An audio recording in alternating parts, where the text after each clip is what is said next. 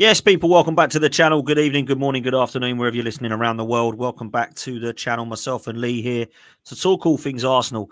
And my goodness, this weekend of football has been a bore. And if I'm honest with you, I thought we'd be quite excited because Liverpool have dropped points and that the Manchester derby was there and that we've got Arsenal playing against Arsenal's last time to play at the Goodison Park. And if I'm honest with you, it was a bit meh, wasn't it? I mean, I didn't watch any football today, so I haven't seen how Liverpool lost. I've seen the goals. I didn't see how Manchester United and Manchester City sat there and basically played a Manchester friendly. Apparently, it was a bore snooze fest. Chelsea, Brentford, likewise, snooze fest.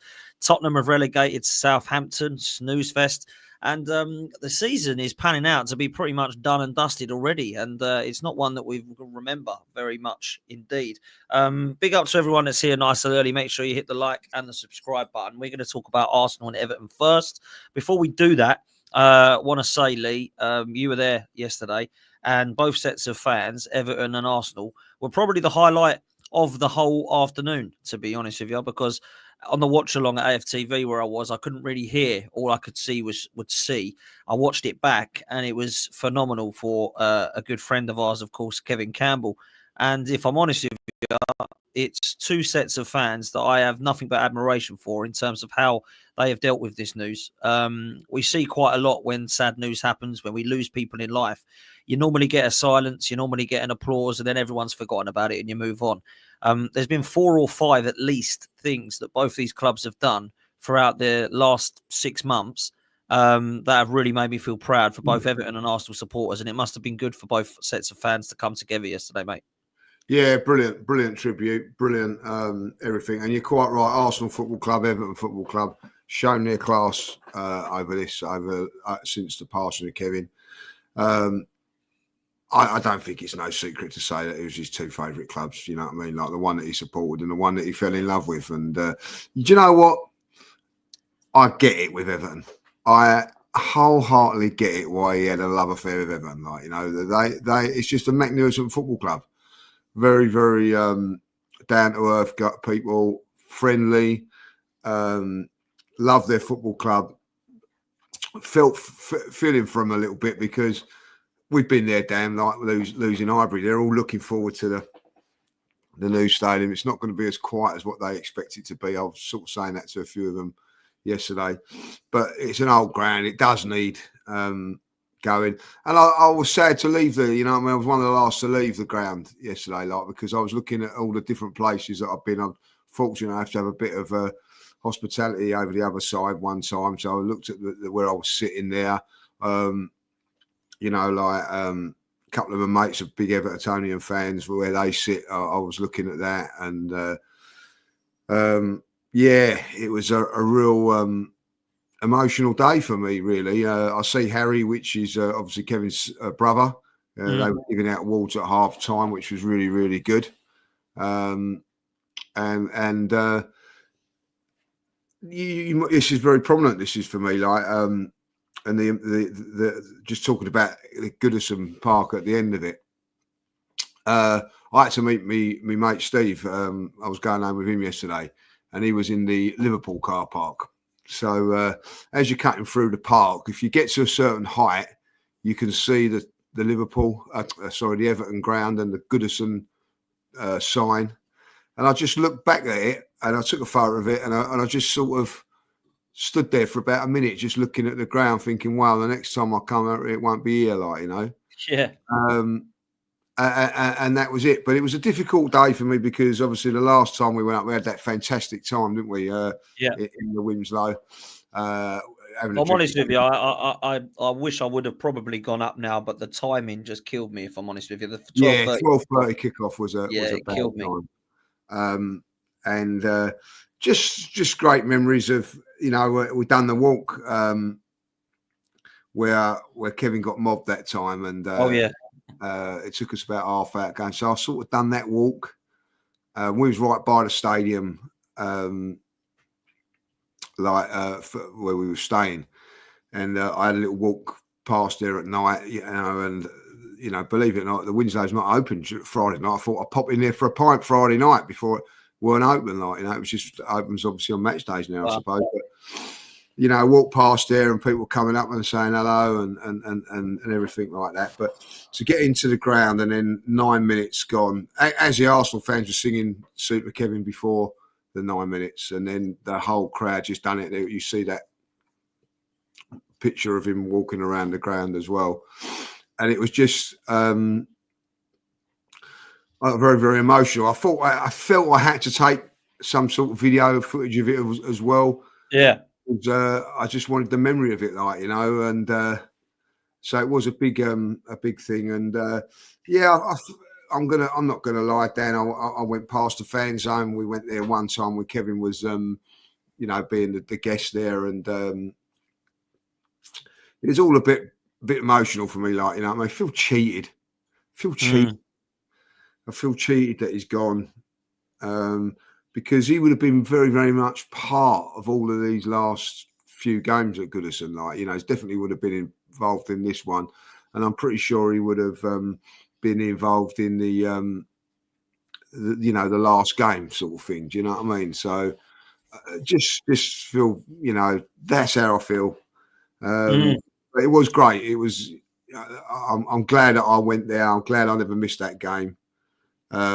For that reason, the actual football game and everything like that, well, that will be sadly forgotten very, very quickly. But everything else about it was well, it made it. It absolutely made it. And if I'm honest with you, it wasn't really a game that I'll be remembering. And I don't think last season's was one that I'll really remember. But everything off the pitch, I'll remember last season. Me, you, and Julian game with Kev to the Winslow was something that I'll always remember. That just unbelievable night. That is just one of the best nights I've ever had in football, away from any other game. And I think that's what you have to take away from yesterday. I thought it was a really good tribute from both. I thought it was excellent, and they both got together and did that. Great to see the Arsenal fans and Everton fans together. I think they're two classy clubs. I think they're two clubs that have never really had a rivalry, and I think they're two clubs that respect one of their best players. And I think, you know, Everton's absolutely swamped Kev whenever he was there, and Everton fans love him. Obviously, the Arsenal fans respect him, truthfully, and he is a massive Arsenal fan, and one that whenever we shared a platform with would always say, I'm a Gooner. I'll always take Everton points, but I'm a Gooner at heart. And whatever it was, Arsenal, Everton, he said the same thing. And yesterday, I think he'll probably be happy with that result, to be honest, because both of them picked up a point. But look, big up to Pablo in the chat as well. Says, yes, Dan and Lee, big up, bros. Hope you're well, Pablo. And I hope everyone else is well in the chat. Big up to Jay, big up to Andrew, big up to Ryan, and big up to Michael. Big up to everyone else that's in the chat. Make sure you hit the like button and hit subscribe. Look, Lee, off air, you said you're falling out of love with the game. If I'm honest, we've seen some absolutely terrible results this weekend. I've got to talk to you about the penalty in solely because I did the watch along. Me and Turkish and Laurie and Robbie were watching it. And if I'm honest with you, I thought Miles Lewis-Skelly in real time had pulled him down because Jack Harrison went down really easily. And I thought it was a stupid thing to do. I watched it again and thought, yeah, maybe it's more 50-50. He's given the referee a decision to make. In my opinion, we were nowhere near good enough to take 3 points. We did nothing in front of goal. We missed all of our chances and fluffed them. However, the decision is soft as shit. Let's just say it how it is. And the penalty's been given. Miles Lewis-Skelly and Jack Harrison, I don't think could quite believe what was happening. None of the Everton fans were calling for a penalty. Jack Harrison tried to play on. None of the Arsenal fans or players were calling for it. So I don't really understand how it was blatant. I don't think it's one of those you can say is blatantly a penalty and blatantly can't be talking about it. But I will say the fact that Miles Lewis-Skelly has grabbed him and Jack Harrison's grabbed him, it looks like they've just gone down. And a lot of people controversy about this, not just Arsenal fans, Lee, a lot of rival fans, match of the day, media pundits, rival fans, all saying they don't quite understand how that one is a penalty. So as much as we were poor, and it's not the reason that we drew the game, bit of a bad decision again from the referee, do you think, Judge? 100%. And forget about how poor the game is. Forget about whatever, like, you know what I mean? It's a pivotal moment in the game. It spoils the game completely. And this is how I see it. I'm at the stage now where I'm thinking, I don't really want to go football no more. I'm not enjoying it. And the reason I'm not enjoying it is because of decisions like that. Forget about whether you think it's a penalty. If it gives it as a penalty, just take VAR completely away from it, right? I go, all right, it's not a penalty, but you can understand the referee's made his mistake or whatever, like, you know, blah, blah, blah, blah, blah. I can live with that. But when you see it and I've watched it so many times, and you know it's not a penalty, and you get the crap answer, right? Oh, we can't really change it because it's not clear and obvious. I spend a lot of money to go and watch a game of football. I spend all my time going and watching a game of football, travelling and all that. I don't want to see incompetence like that when I'm doing it, Dan, when I'm spending that sort of money. And that's what it is now. Because I can get it, there's mistakes in football, like players make mistakes. I don't think like we've done enough to win the game, as you said. And all of a sudden, you know, like the headers or open goals are missed. So I'm going to say that now, the referee's not doing it on deliberate or whatever. The reason that you're getting VAR in is to stop mistakes. And the mistakes are still happening, and you're still getting, well, we can't really overturn it and all that. Like now, I have heard all season, Dan, every single time I've seen penalties not given this season, right? It's got to be a higher bar to give away a penalty. It's got to be a higher bar. It's got to be more than just contact. I see a penalty a couple of days ago in the FA Cup when Brighton versus, who was it? Who did Brighton play in the FA Cup? Who did Brighton play in the FA Cup? Forest.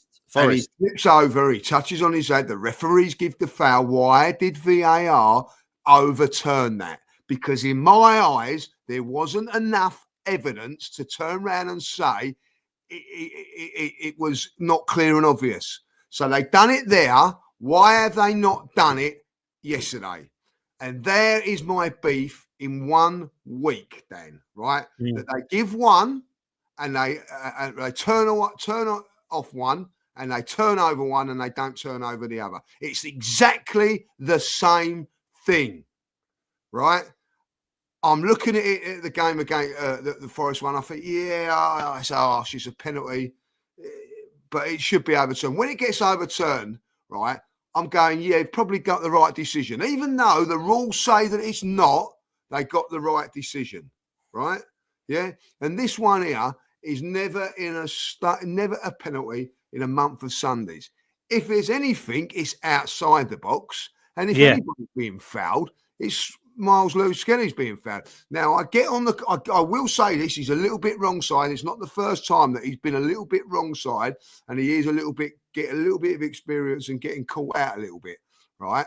But that doesn't mean that you give it that light. And I'm sorry. Why is it always Arsenal? Why is it always Arsenal? There was one a year ago when Havertz against Man United, there was contact and they went back and said, oh no, and they overturned it. Never a penalty. The only time that's ever happened. And now this one. And I'm just sitting there, I'm standing there and I'm watching the game and I'm looking at it and I'm thinking, how many more minutes have I got to stand here not knowing what's going on, Dan? I'm finding out on texts what's happening before myself, and I'm paying to watch these games. And you've got people sitting at home going, it's never a penalty, it's going to get overturned. No way is it a penalty. This is what I'm getting on the WhatsApp groups yesterday. You're on the same WhatsApp groups as soft as anything if they give this. No, this will get overturned. No, they're not overturning it. It's a goal, right? And so I'm saying around to this fellow, no, they've give the goal. No, it ain't. We're live. We're live. We're seeing it live. There's a delay back in but now it's been given. Love and behold, it gets given. If you think that's right in any shape or form, I'm not having it. I am also fed up of spending a lot of money and time and watching incompetence of referees. The referee yesterday, by the way, had a shocker for Everton and for Arsenal. It was a shocker. Now, we don't care when we're coming home on the way home last night because at the end of the day, the league's gone. It ain't really nothing to be, well, you want to go and see a good game of football and everything like that. But at the end of it, then, what happens if Arsenal would have won that game yesterday? Liverpool lose? Who knows? Who knows? Yeah. You know what I mean? Like, don't get me wrong, Arsenal didn't deserve to win the game, but that's not the point. The point being is that things are not being done properly. And at the end of the day, I think like someone said today, like, you know what I mean? Like I think VAR should be sent to the referee. I think that's a good point. The referee, the bloke on VAR should just go and have a look at that again, Darren. Darren. Go and have a look at it again. I'm not telling you anything. I'm not telling you anything. he touches his left. You look at it from what you see, right? Make a decision again. That's what I have a look at. Is exactly what I've seen today, right? I look at it and I go, that's not a penalty, right? Straight away. If he does think that's a penalty, I don't want to see him ever ref again. Because I know it's not a penalty, like, you know what I mean? Like, I've played football, you've played football, I know that's not a penalty. And that is the thing you've got, like, you know, it shouldn't even be going like, oh, he just clips his right arm down, or he does this and does that. Like, just go and look at it, right? And listen, I've not got the ump about the result on that. I'm just fed up, Dan, of going to football games and seeing decisions like that. I seen a Champions League game last season, Saka denied a penalty in the last minute against Bayern Munich, which cost us Champions League football, by the way. Was that more of a penalty than what you see yesterday? Hell, it was. Hell, it was. Right, you know what I mean? And you'll see another one in another day's time. You know, you'll go, that's never a penalty, and it's given. Listen, it doesn't just happen to Arsenal. It's happened to other teams as well. We were just pointing it out on Arsenal. But as a football fan, my love for the game is diminishing. It really is, Dan. We're second in the league. I'm watching games of football that I might as well be watching on a chessboard. I really do. You know what I mean? When is anybody in that? I'm looking at that yesterday, Dan, right? I'm standing there, me and Steve watching the game. And I'll be honest with you, right? I stood there and I said to Steve, there's 22 elite Premier League players out there, right? Name one of them that got you off your seat yesterday with something good and just said, wow, that was good. Whether it be a touch, a pass, or a tackle. I think the two things that I thought about, Ben White's tackle in the first half, brilliant. Like, you know what I mean? Like, that was about it. Otherwise, there's no tackles going in. You're not allowed to tackle. You're not allowed to make solid challenges. I'm telling you, go back to that one, like, you know, like the Liverpool-Everton game last week, like, yeah. Tchaikovsky one, like, you know, do you think that's a sending off? Yeah, I did, yeah. Seriously, you think that's a sending off, right? Go back and have a look in the 80s and 90s. It wouldn't even be a booking. Oh, no. Of course. It wouldn't even be a booking. That was a great tackle in my day. Like, you take the ball and you take the man. Or there's a bonus in your brown envelope for that. Like, you know what I mean? Game has gone soft. It's gone soft. There's no battles no more in, like, you know what I mean, in the midfield and all that. Like, what's the best game in the Premier? What do a lot of games talk about in the Premier League? Chelsea versus Tottenham, the Battle of the Bridge. Why do they talk about that? Because it had everything. It had good football. It had that. I'm sorry. Yes, I know injuries do occur and everything like that, like, you know, but injuries always have occurred back in the day and whatever, like, you know. And it's a little touch. I see it in a game yesterday as well. A little touch. Jorginho done it 3 or 4 times. Not having a go at him when I say it, because it's football. Little touch, goes down, referee blows the whistle. Little touch, goes down, blows the whistle. The game is stop, start, stop. So how many times was that game? How many free kicks were in that game yesterday? Was horrendous. And it wasn't a game where both teams were smashing into it and all. It's petty little stuff. The ball, right? I'm sorry. I'm going on a little bit, like, you know. There was a foul. Everton done it and Arsenal done it, right? There was a foul. The ball was 5 yards away from where the foul was. Everton kicks and played it. The referee, no, it's back here. Arsenal done it. No, it's back here. Does it matter if it's 5 yards away, Dan? Does it really matter? And you've got a ref just breaking it up, doing this, doing that, spending a lot of money to watch crap like that. And it was crap. I didn't see one bit of quality in that game of football yesterday. That's a team that's in second in the Premier League, and that's a team that's halfway up the table. It ain't good enough, Dan. The quality of the football is not good enough. The product is nowhere near like it used to be. And I'm sorry, I'm getting fed out of it. I'm you know, I've got a vested interest in Sheffield United at this moment in time because of Tyrese. I'm watching a lot of Championship football. I'm loving it. Go and watch a game of Championship football, and I'll tell you what, you'll get more entertained than what you're seeing out in the Premier League. I'm telling you, Dan, there's a few tackles going there, and actually, I had the more about Sheffield United losing yesterday than Arsenal drawing, and that is a fact. And that's so it's nothing to do with the result of everything yesterday. What I'm seeing with this refereeing and everything like that, it is a joke. And you've got idiots, and they come on here tomorrow. They come on here tomorrow, the old ref watch, and try and justify it. Try and justify it. Well, I don't want justifying. I know what's a penalty and what's not a penalty. Right. Yeah, Dermot Gallagher. I mean, I said this the other day on the stream and stand by it. Dermot Gallagher does Ref Watch. Mark Dean does Soccer Saturday. Yeah, Peter Walton, who used to do BT. You've got Howard Webb, who's sitting up there. Mike Riley previously been sitting up there. All these guys were absolutely shambolic referees. Yeah, when they were in their game. Now all of them are the experts of media punditry. I've got no time for any of them. I think they're all as bad. You know, someone said, "Oh, Darren England, are you happy with that?" Nah, not really. Who do you want? None of them. They're all crap. Give me whatever ref you want. I don't care. They're all absolutely shambolic. They're all going to make bad decisions. And if I'm honest with you, I was with an Ipswich fan on Thursday night and a Spurs fan, which is why we went to the pub to watch Chelsea Spurs. Big up to both of them. I said, "Oh, what do you reckon, then, mate? Do you think you'll stay up?" And he goes, "Nah, I think Ipswich will go down." And I'm quite happy, to be honest. I can't stand this Premier League. It's awful. This VAR ruins it. Get me back down to the Championship where it's actually a proper game. Fair enough. Can't argue with that. Can't argue with that. You know, he says it's awful. You know, he's finally got out of the Premier League. Of course, he wants to stay up. You know, some of it's tongue in cheek. He knows he's going down. But he said the only good thing I've got is that we're going to get a load of parachute payments. We'll probably keep the majority of our players, other than Liam Delap. And I get to go in the Championship and actually see proper games instead of this VAR nonsense crap. I can't deny that, Lee. I can't say he's talking rubbish, can I? You know what I mean? He's totally right. He's totally right.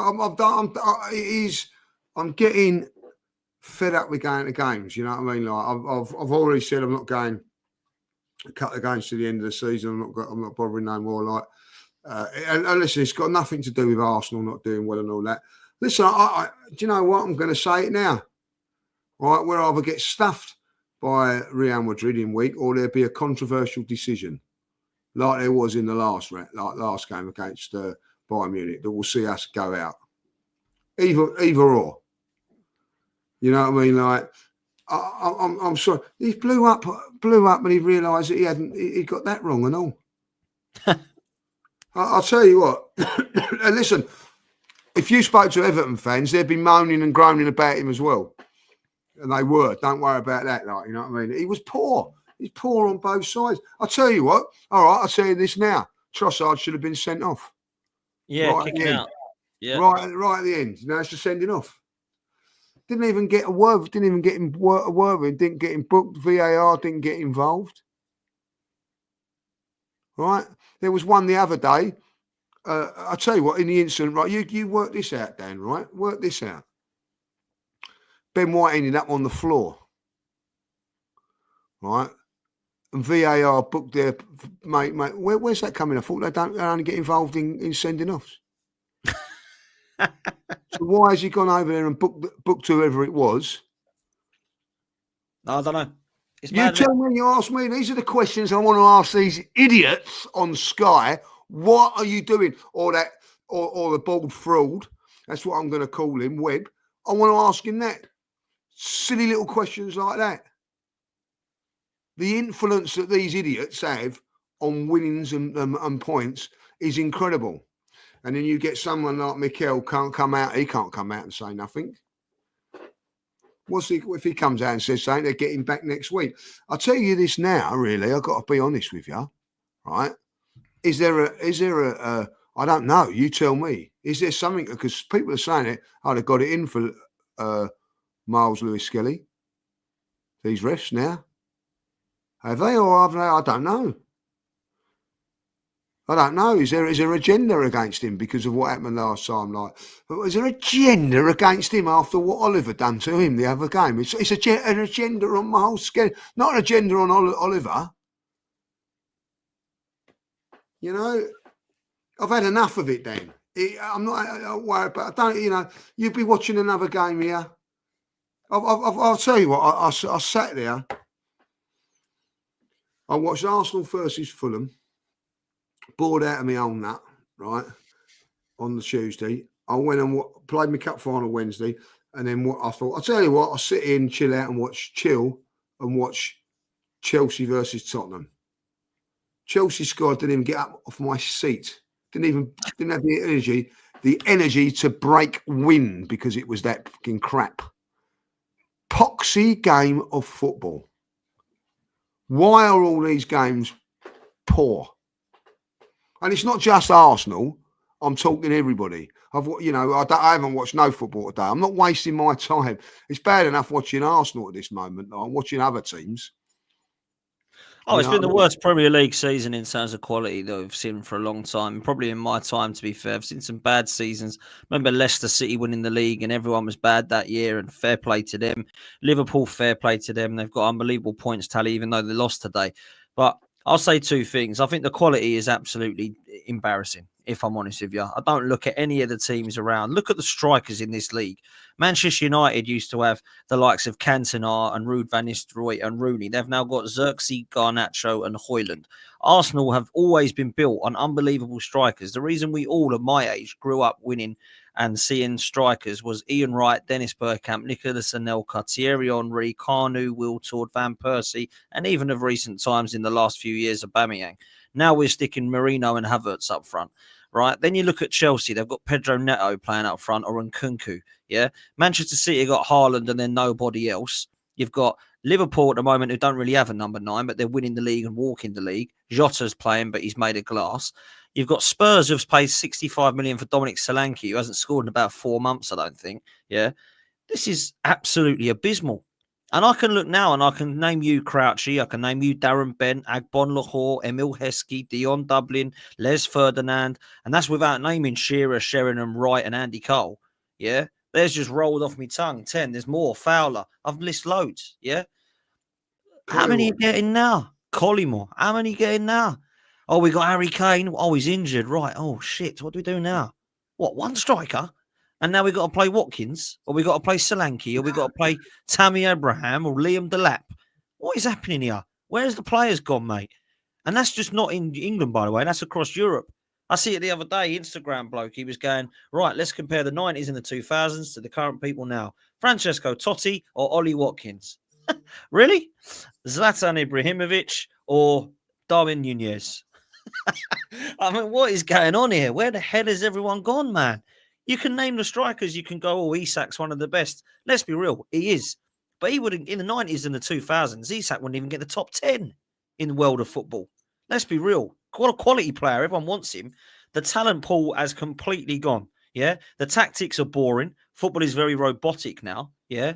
It's all, and to be honest with you, Pep Guardiola, I don't blame Pep Guardiola. I blame the managers for trying to copy him and do it very, very badly. Because that's what they're all trying to do. Everyone's got to play inverted now. Everyone's got to play safe. Everyone's got to play out from the back. Everyone's got to do tick-a-tacker. Everyone's got to play a false 9. No strikers anymore. Don't want goal scorers. Just a false 9. Everyone's got to play an attacking 8, an attacking 10, and a number 6. No, I don't like it, bro. I don't like it. Yeah. And just quickly on the referees, as much as I agree with everything you say, I think what we need to do from next season is everything this decision-making is a computer that tells us. None of this you make us decision, because you are crap at making decisions. So the computer does it for you. Goal line technology, any complaints in the last 5 years? 0. Why? Because it's black and white. Did it go over the line or not? The computer will tell you. Is it offside or not? The computer will tell you. Any decision that we're seeing in terms of penalties or fouls that comes from a referee needs to be the referee going, penalty. Let me just go and check. Nothing in my ears. Let me go and decide. You're the referee. You make a decide. Don't have John, Dave, Harry, and Frank in your ear going, I think this, I think that. No, he's got that wrong. Harry thinks that. No, Frank thinks that. Load of crap. Go and give it. I've just given a penalty. I'm going to go check it out on the TV screen. Yeah, I'm happy to stick with that decision. It's a penalty. Done. Sometimes I get it wrong, sometimes I get it right. But this absolute nonsense of sitting there for 8 to 10 minutes looking at stuff, having a look at this. I mean, that Tottenham and Chelsea thing the other night, it took 9 minutes or something to see if Sarr had fouled Caicedo. What in 1 minute. Joke. You could tell, boom, straight away. Straight away. Done. This guy's taking 8 minutes to work out what's going on. So, you know, that for me is just a joke. You need technology to make the decision for you. Like it does in tennis, in or out, Hawkeye. Like it does in snooker, where was the ball? Like it does in cricket, like it does in rugby. All this stuff that we need to have no decisions of human error because they make so many mistakes. It is scary. So automatic offside's a good thing. Goal line technology remains. And for me, then you've only literally got the handball and the penalty decisions, which we are going to see next season. Lowe's wrong again. You can't make them technology. You can't make a computer make a decision for those things, in my opinion. So it's just poor, man. It is absolutely ruining the game, and the level of quality of the league is probably at its lowest, if I'm honest. It's a poor. How many games this weekend did anyone enjoy? Tell me the games this weekend that you thought were quality. Maybe Villa Forest. Was that the only one that you looked at and thought fair play? There's quality on show, and it's a good game. It was fairly exciting. That was about the only one this year. Everton, Arsenal. I mean, Arsenal, let's just be real, under this manager are absolutely boring to watch. Nobody wants Conte, Mourinho, or Simeone football, but give me that at least you win trophies with instead of this bloke, because he has regressed Arsenal this season, no end. It is embarrassing watching Arsenal try and go for a title this season and be 12 points behind. Sorry. Well, I'll tell you what worries me a little bit about it yesterday,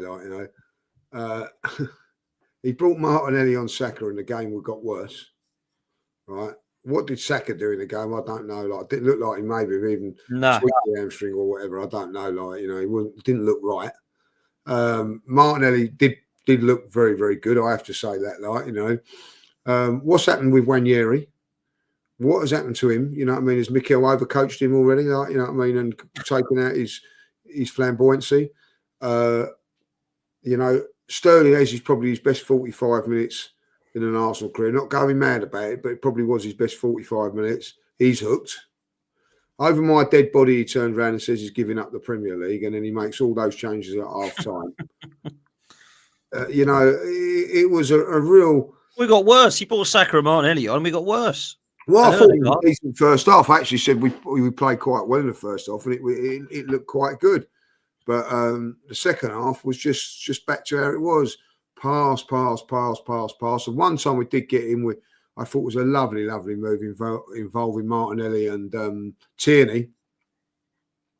Comes across to Odegaard. He just puts it about 55 yards over the bar. He wasn't even close to on the target. Then Mourinho misses I thought, a very, very good header. Yeah, Trossard went through, and obviously they said it was a foul or offside, but he had a chance. It was a chance. But let's be real, there weren't much, was there? I thought if you're giving a penalty on Miles Lewis-Skelly, he should have had a penalty in the first half as well when he went through. He got fouled before he shot off, but you know what I mean? That was it. Good goal, very good goal, good finish, good goal. But other than that, I didn't see anything very, very good. I looked at Everton and, I quite like Everton. I've got nothing against Everton, as you well know. And I'm looking at that there, and they've got no forwards themselves. You know what I mean? I thought Beto run around a little bit like, Brajan, when he come on, run around a little bit, but no quality or whatever. They've got the number 10 who showed glimpses of quality. The rest of them, nothing. You know what I mean? I know David Moyes is trying to turn them around and all that. But listen, it wasn't a great game of football. And that's twice now we've played Everton. And no disrespect for Everton, we haven't beaten them. That ain't good enough. Dan, that ain't good enough for the manager. Of all the players that we've got, that ain't good enough. And of course, yes, he had one eye on Tuesday, and I get that. But to do those substitutions at half time, with one look on the game, I felt was a little bit disrespectful for us fans. I thought, if I'd be really honest, you know what I mean? Give it another 10, 15 minutes and then make the substitutions. But it looked like they was all pre-planned. That's maybe why Wanyeri didn't have a good game, because he knew he was going to come off at half time. I don't know. I just felt it wasn't great. 11 draws, as people are saying in the chat. 11 draws. What does that tell you? It tells you're a good side, because you don't get beat, but it tells you're not potent enough. It tells you that all day long, someone said in the chat, we could have won the league 3 years on a spin if we had a goalkeeper. Maybe we could have, maybe. Well, I don't know. I felt last season there's not much more that we could do. But 11 draws this season, right, you know what I mean? Tells you everything you need to know. Arsenal are not a bad team, Dan. They're not. You know what I mean? They're difficult to beat. They've got some good feeling. Gone there yesterday, dominated play and all that, but never really looked like opening them up. The creativity of the side is poor. Poor. Saka yesterday, you know what I mean? This is where everyone goes, we've got Saka back, that 20 minutes on Tuesday against Fulham was unreal, and I thought, wow, I got overboard about it. But that's what I see yesterday is what I expect to the end of the season with him. I really do, you know what I mean? He's nowhere near at it. He's been out. Well, none of them. I mean, Ben White, Saka, Timber have all got knocks, all coming back. Martinelli's just come back. I thought actually he looks a lot more sharper than some. And we're going into Tuesday night with that. But I've got a bigger worry, mate. And not a lot of people are going to like this. And I've tried to defend him as best I can. But our captain is awful. He is absolutely awful. Oh, drop him. It's droppable form. The performances are shocking. He doesn't take the game by the scruff of the neck. And I don't think he's getting anything right, Lee. I don't know what's the matter with him. Apparently he's injured. Well, he got injured in November. He was fat back. So what we now in April when he's still injured? He's sick. He's not well. Well, that was in November. Like we're now in April. No more excuses. What's happening with him? Please explain to me why he's now crap. Because if I was watching Arsenal for the first time, I would say, God, we've got to sell him. Who's that? He's just been poor. Listen, it can happen, Dan. You've been out for so long. You just can't. You just off that little bit of pace and all that. Like you just can't get it back. I've seen it happen. You know what I mean? Like first few games, you come back, your adrenaline gets you over it, and then for whatever reason, you just can't quite get there. You focus on your fitness more than anything. Sometimes you're working on your fitness and you don't realise your game's going or whatever. Like I thought, right, come on then. There's 20, 25 minutes to come on against a poor side here. What you got? He just ran around and missed a chance. There weren't nothing else he done. He picked the ball up from the defenders. I don't want to see him there. Where was he doing it? Getting into the little pockets and making things happen. There was a couple of times there was something that was trying few little things, but it never, nothing he done had come off. And he's at this moment in time very, very fortunate to be a starter, like, you know. And I look at it and think, like, you know, is he droppable, Lee? Is he droppable? No. Not against Real Madrid, but against Premier League teams, should he be? No, well, he isn't anybody because this is where the manager just gives him the benefit that keeps playing him. Well, I just don't get that. Why do we not play him in the middle more, Waneri? Why is he not letting Waneri have a go in the middle? I didn't get that. You know, took him off. Like, I understand that you don't want to be playing him the whole time, but at least like Sterling and Waneri didn't hardly get a chance yesterday, did they? Let's be real. No. They were hooked off at half time. And then you've got Saka and Martinelli coming on. Didn't do much. But in Waneri, play him in the middle. Let him have a bit of creativity. Well, he might get that against Brentford, and then we'll have to see. Like, you know, and the one interesting point I will make is that, you know, this is what I'm saying about someone like. I think that Trossard yesterday gave the manager a headache. Who's you play? I thought he played really well yesterday. I thought he said, right, I'm ready to play. But Odegaard just, well, I'm on pass thing. Now I'm going to give him a pass, right? Because he can be crap against Everton, he can be crap against Brentford, but he better not be crap on Tuesday. And I'll tell you that now. He has to be on his mettle. If he's not, then everybody's got the right to gun for him. Like if he plays on Tuesday and dominates the game, Arsenal win it convincingly, you would turn around and say that's class from Arteta. But he's got to do it on Tuesday night. There's no excuses for him. Oh, 100%, bruv. 100%. And look, I've got to be real. The most creative player in our team right now is the left back who's off to Celtic on a free. Because what I see from Kieran Tierney when he comes on is delivery, mate. I see overlapping and whipping a ball in. Saying that we haven't done for so long. Say again? 2 lovely bits he done on Saturday. And we've seen it in other games as well. Now, I'm not just saying this because I like the kid, because I appreciate I'm with you. But he is doing nothing. There is absolutely no way anyone can tell me that anybody else in this team is creating the sort of chances Kieran Tierney is. There's no one in the box. Well, we've got Marino. What's he doing then? Because he missed a sitter. Odegaard. Kieran Tierney should have had 2 assists at the weekend, mate. Yeah. So, you know, how can he do it at left back and our creative spark, Maestro, can't do it? Yeah. And Declan Rice, please stop telling me he can play here. It's just I No, can't. he never looked like breaking them down neither. Like, you know what I mean? To be He honest, was awful. He was. I hate what this manager's done to Declan Rice. I absolutely hate it, Lee. I'm sorry. I know we can play there. Yeah, you know what? There's a lot of players that can play there. You don't spend 105 million and try and change a geezer's position. You don't do that, man. This is like us spending going in the summer and going, right, 150 is it for Isak? Cool. I want him to play as a right wing back. He can play there. He's got pace. He can play there. Yeah, but you don't want to play him there. You're supposed to play him up front. This guy's supposed to be our six. I'm not denying the fact that Partey's been class in the six, but playing them both in the middle and dropping them both deeper and allow Ødegaard or whoever is playing in front of them to do their thing. I honestly cannot understand how anyone is sticking up for Declan Rice as a Cesc Fabregas at Arsenal. It ain't the way to do it, man.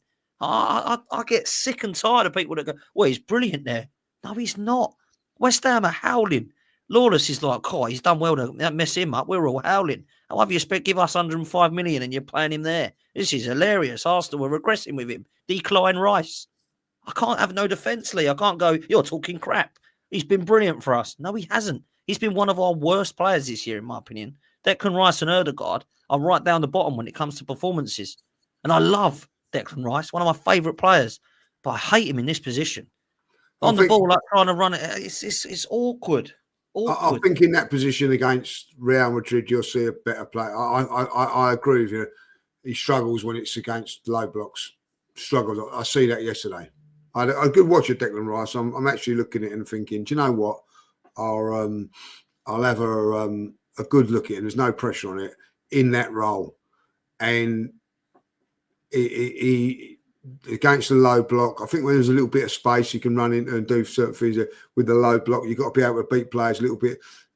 He was found a little bit wanting yesterday. And that's not the first time probably against a low block team. In a low block team, you want him at the base of it and then two creators, you know, but really didn't have a creator in there at all. In Saturday's game, there's no Ødegaard in there for a start, and I felt that he was a little bit more emphasis on him, and it didn't work. It didn't work. So I think against Man Uniteds of this world, not so much Man United of the past, but let's say like the Manchester Cities, the Liverpools, and all that. I think that he'd do well in that role, Aston Villa. But when it comes to teams that are just there to defend and block, I watched it yesterday. It is hard to break down. It is hard to, I get why teams find it tough. You know what I mean? There's no space in there, but you've got to. I'll tell you what, someone that can do that, Lewis-Skelly, go past players. Then that opens it up a little bit. Declan ain't got that to his game. You know what I mean? And I totally agree with what you're saying there. Like, he's more of a drive with the ball. He's not one of those players who's going to keep the ball on the end of his toe, go round a couple of players. Like he can. So I think Lewis-Skelly will end up in midfield, and if he doesn't, that's that's on Arteta, by the way, because I think he's being wasted where he is. Yeah. It's quite crazy, really, when you think about it. But look, we've got to move to Tuesday, and I've got to ask you the question. A lot of people are talking about the predicted lineup. I'm going to share what I think the lineup will be, and I want you to explain to me if you think this is what Arteta is going to go with. A lot of people talking about at the back, what we're going to be doing, where are we going to be at. This isn't what I would pick, but I think this will be the team. Obviously, David Raya is in goal there. Timber, Saliba, Kivior, Lewis-Skelly, Partey, Rice, Ødegaard, Saka, Martinelli, Marino. Any changes to that you think Arteta will go with, judges? That's exactly the team that I think he'll go with. Are you happy with that, or would you change it? No, I'm happy with that. Ben White didn't do enough for me to say play him in there and Timber in at the central defence. And if you're going to play Ben White in that game, why didn't you play him at central defence for that game to get him to know it?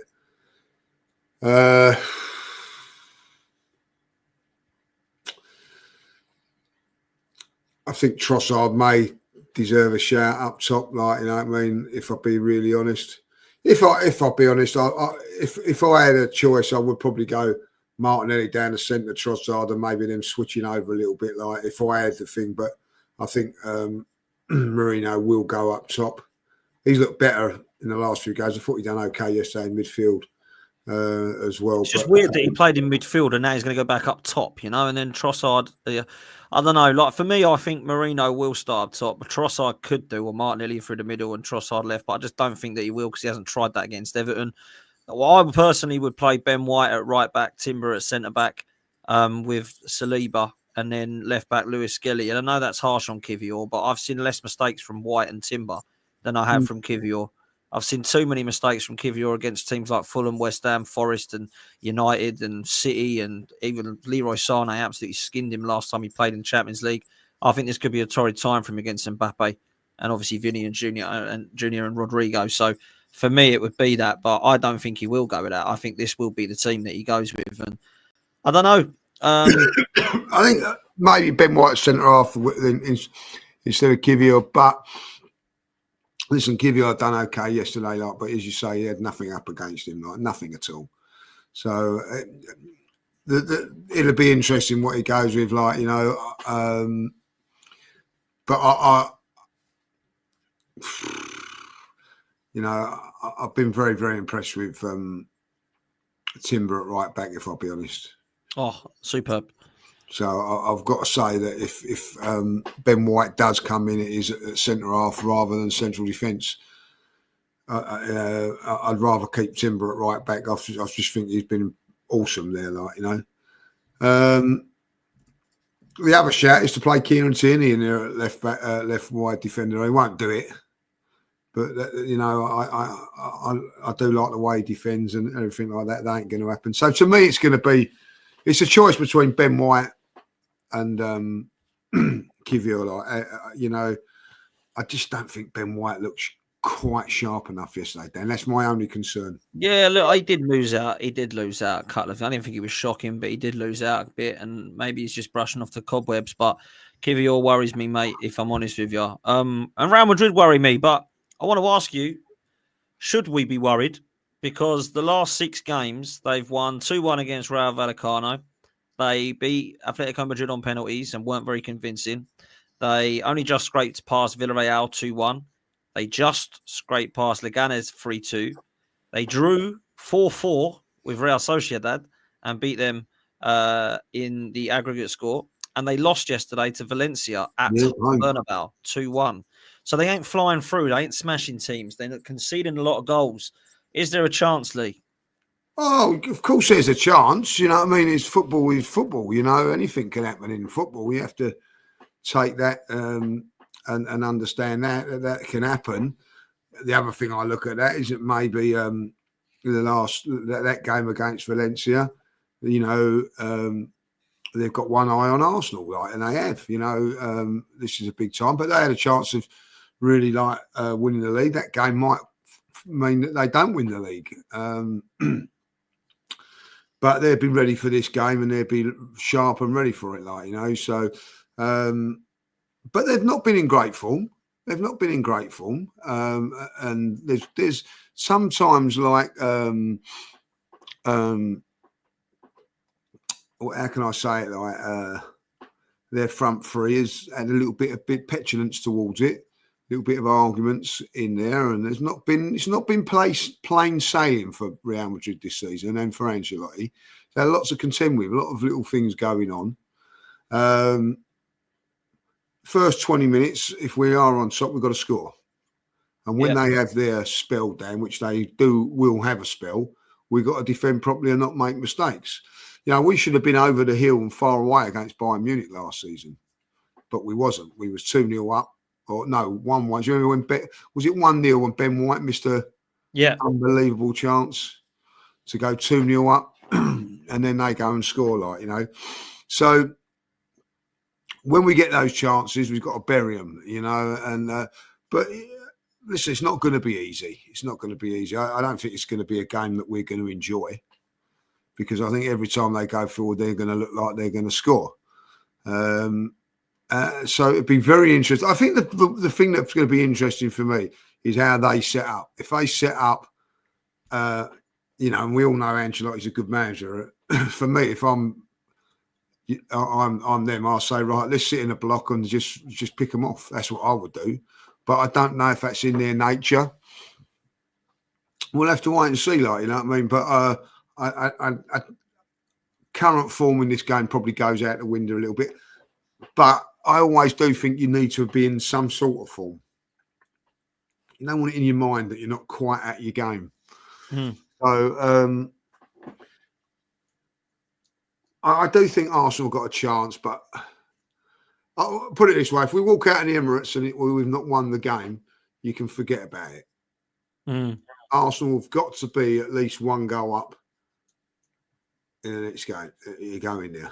If Arsenal won 3-1, for instance, if Arsenal won 3-1, I wouldn't be. Oh, yeah. I'd say 50-50 Arsenal's still going to go through. Exactly. That's where we're at. Anything less than that, or less than anything less than that, I think that they're favourites. So we've got to get 2 goals in front of them to give us a realistic chance of going through.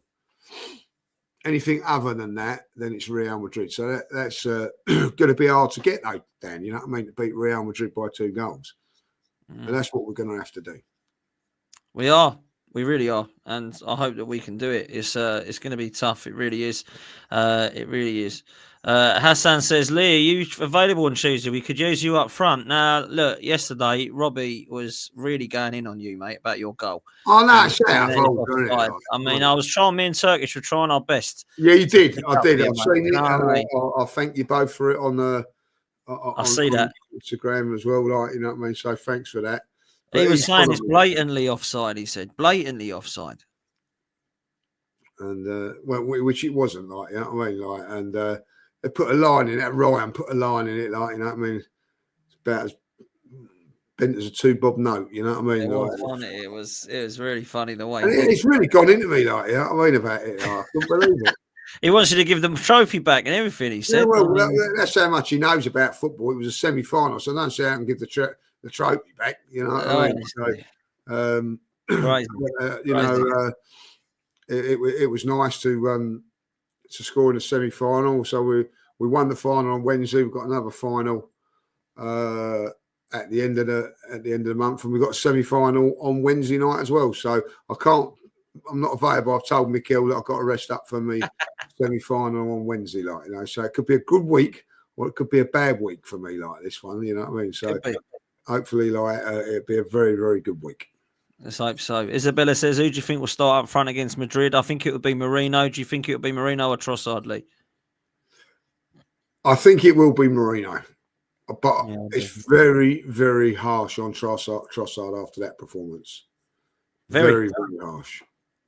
I thought out of all of them, he really impressed me. His sharpness, the way he played. I thought he was probably the best player for us. Yeah, must say. Brilliant finish as well. He still shows he's the best finisher at the club. Thought his decision making at times was a little bit off, particularly in the first few minutes. But I thought he was a threat, to be fair, and we go from there. But look, we're going to leave it there, people. Make sure you do us a favour. Make sure you hit like. Make sure you hit subscribe. Make sure you're following both myself and Lee. Make sure you check out the This is London on 12th Man. Me, Donny Gal made an appearance as well. Don and Gal just going at it as they always do. Like, to and fro about Chelsea and Arsenal. Always a laugh. So make sure you do that.